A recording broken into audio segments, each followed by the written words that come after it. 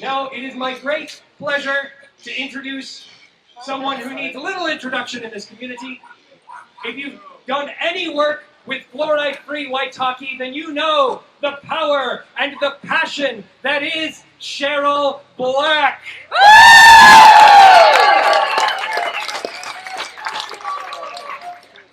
Thank you. Yes, Tiff. Thank you for being here to send a clear message to government. We do not consent to forced fluoridation.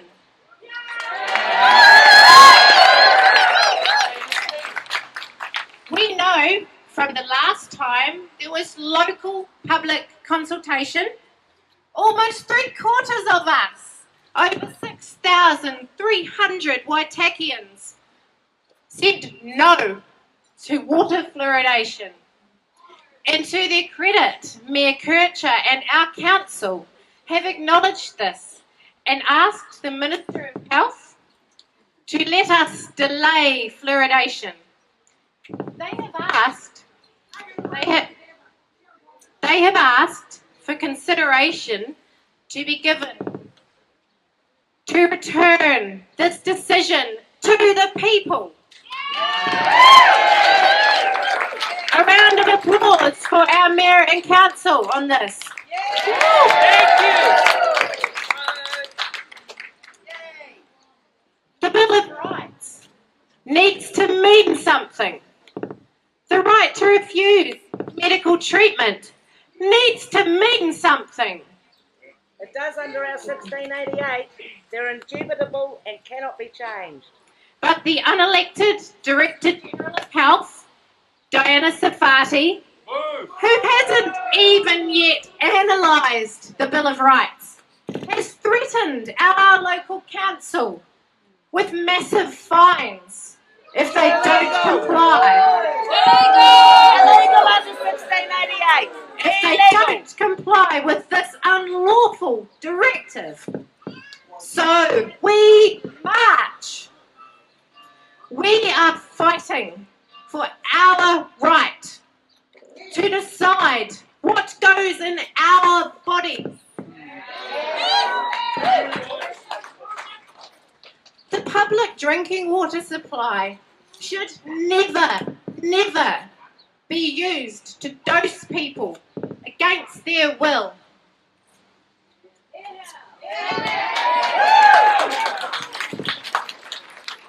Informed consent matters. Fluoride is a known neurotoxin. It damages babies' brains. Our children's brains.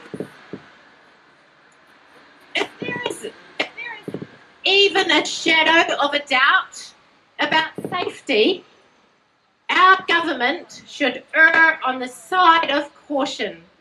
Also, 1688 Crown limitations. But there is much more than a shadow of a doubt here. Fluoride is harmful.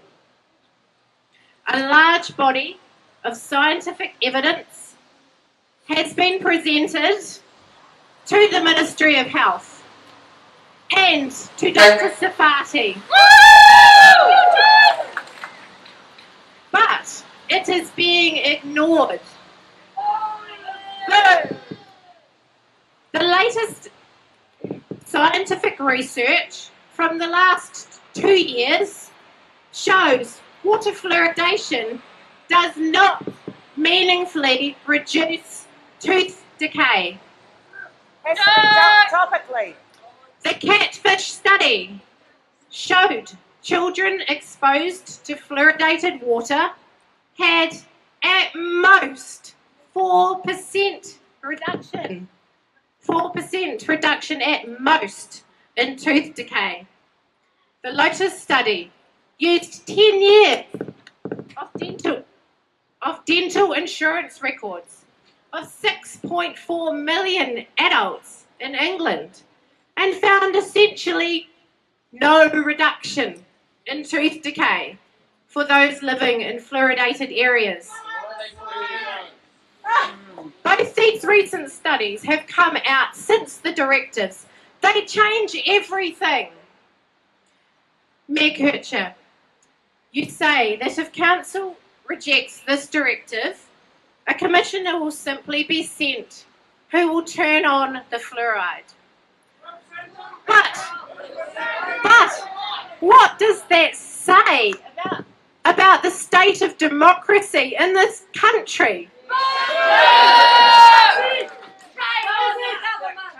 Mayor Kircher, we need your leadership. Amen. To stand up to this unlawful and unreasonable directive.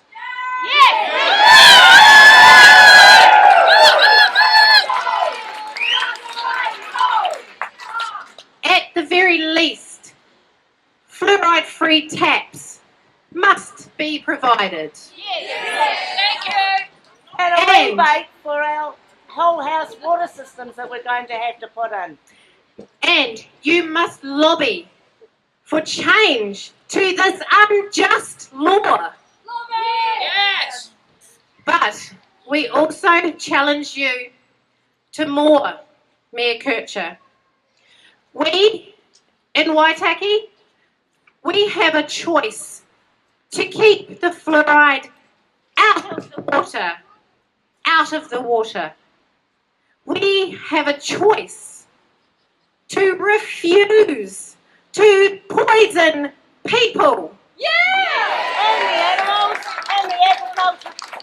Dr. Safati hasn't complied with the High Court's orders from February, yet she expects us to comply with hers. And we are not the only council that asked for an extension. If all those local councils unite and say no, what's good for the goose is good for the gander. Dr. Safati, you've delayed the Bill of Rights assessment, so we will delay the toxic chemicals.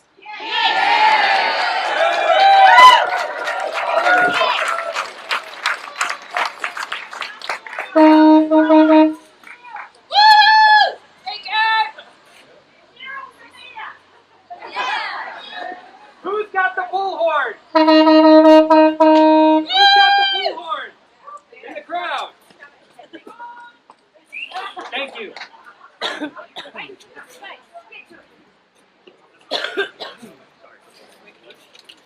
Yes.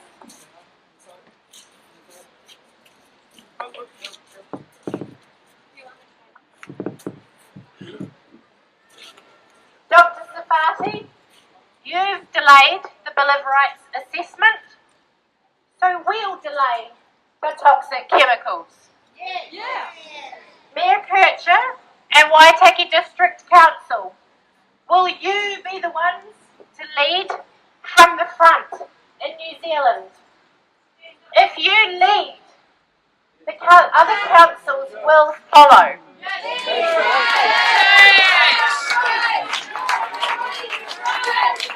Be courageous and do what's right. Oh, that's right. Because by flicking the switch, our people of Waitaki begin to be poisoned. We must stand and unite to stop forced fluoridation.